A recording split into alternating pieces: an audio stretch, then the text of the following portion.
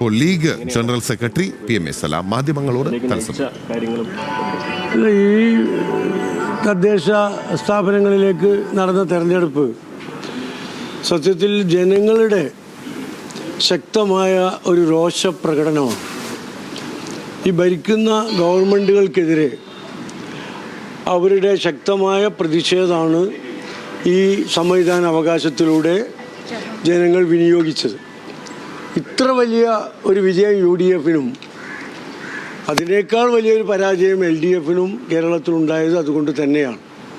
കഴിഞ്ഞ 10 വർഷമായി നിരന്തരമായ വാഗ്ദാന ലംഘനങ്ങൾ, കെട്ടുകാര്യസ്ഥത, ഏത് പ്രവർത്തനങ്ങളിലാണെങ്കിലും അഴിമതിയുടെ മുഖമുദ്ര, ഇതെല്ലാം കൊണ്ട് വശം കെട്ടിരിക്കുകയാണ് കേരളീയർ.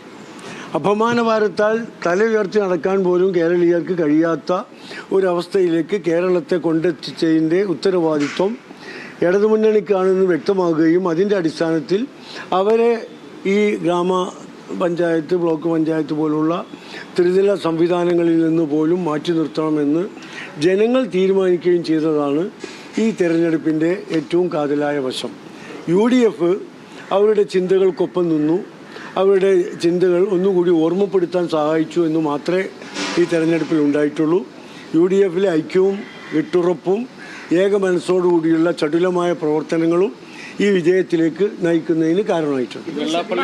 വെള്ളാപ്പള്ളി നടേശൻ്റെ പ്രസ്താവനകൾ, അതിനെ പിന്തുണയ്ക്കുന്ന മുഖ്യമന്ത്രിയുടെ നിലപാട്, അതൊക്കെ തന്നെ ഒരു കമ്മ്യൂണിറ്റിയുടെ ഒരു ഏകീകരണത്തിന് സഹായിച്ചിട്ടുണ്ടെന്ന് കരുതുന്നുണ്ടോ? അങ്ങനെ ഒരു ഏകീകരണം ഈ ഒരു തെരഞ്ഞെടുപ്പിൽ പ്രതിഫലിച്ചിട്ടുണ്ടോ? അല്ല, ഏതെങ്കിലും ഒരു കമ്മ്യൂണിറ്റി അല്ലല്ലോ അത് ബാധിച്ചിട്ടുള്ളത്.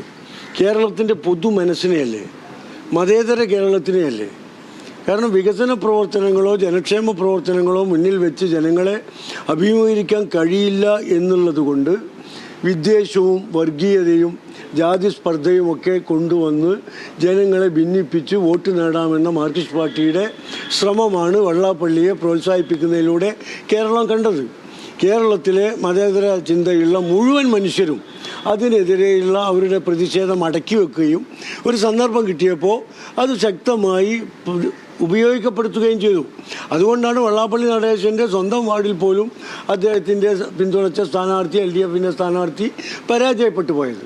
അല്ല, വെൽഫെയറിൻ്റെ ഒരു പിന്തുണ വന്നതോടെ ഒരു മതധ്രുവീകരണം എന്ന വിലയിരുത്തലാണ് ഇടതുപക്ഷത്തിൻ്റെ ഭാഗത്തുണ്ടാകുന്നത്. എങ്ങനെ കാണുന്നത്? അതൊക്കെ വ്യാജ പ്രചാരവേലകളാണ്. യഥാർത്ഥ പ്രശ്നങ്ങളിൽ നിന്ന് ജനങ്ങളുടെ ശ്രദ്ധ മാറ്റാനുള്ള കുൽസിത ശ്രമത്തിൻ്റെ ഭാഗമാണ് LDF-ൻ്റെ അത്തരം പ്രചാരവേലകൾ. മറിച്ച് ഇപ്പോൾ കാസർഗോഡ് ജില്ലയിലൊക്കെ ഇപ്പോഴും ഫോൺ വന്നുകൊണ്ടിരിക്കുക.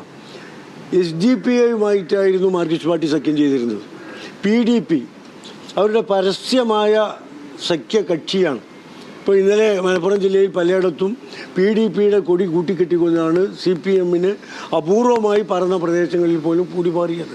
അപ്പോൾ PDP-യുമായും SDPI-യുമായുള്ള പരസ്യമായ ബാന്ധവം മറച്ചു വെക്കാനാണ് ഇല്ലാത്ത ജൽപ്പനങ്ങളുമായി ഇടതുമുന്നണി വന്നത്. പക്ഷേ വെൽഫെയറിൻ്റെ സഹകരണം ഗുണം ചെയ്തിട്ടില്ല UDF-നെ.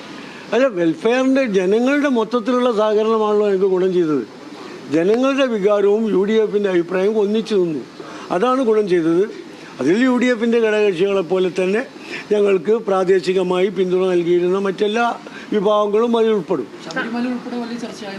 ധാരാളമായിട്ടും പണ്ട് ശബരിമലയുടെ ആചാരങ്ങളെ തകർക്കാൻ മാർക്സിസ്റ്റ് പാർട്ടി ശ്രമിച്ചപ്പോഴാണ് അവർക്ക് ഒരു ദയനീയ പരാജയം ഉണ്ടായത്. ഇപ്പോൾ അത് ആവർത്തിക്കുകയാണ്. ഇവിടെ വിശ്വാസ ആചാരങ്ങളെയല്ല, മോഷണം. അവരുടെ മുഖമുദ്ര, LDF-ൻ്റെ മുഖമുദ്ര അഴിമതിയാണ്. ആ അഴിമതി എല്ലാ പരിമിതികളും ലംഘിച്ചുകൊണ്ട് പരിശുദ്ധമായ പരിപാവനമായ സന്നിധാനത്ത് പോലും ഭീമമായ കൊള്ള നടന്നു. അറിഞ്ഞുകൊണ്ട് മിണ്ടാതിരുന്നു.